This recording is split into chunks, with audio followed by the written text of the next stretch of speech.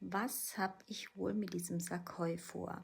Ja, wir nutzen das Material immer ganz gerne für Unterformen vorzubereiten, um eine Struktur zu erreichen. Hier sieht man im Ansatz schon mal, wie das Ganze aussieht.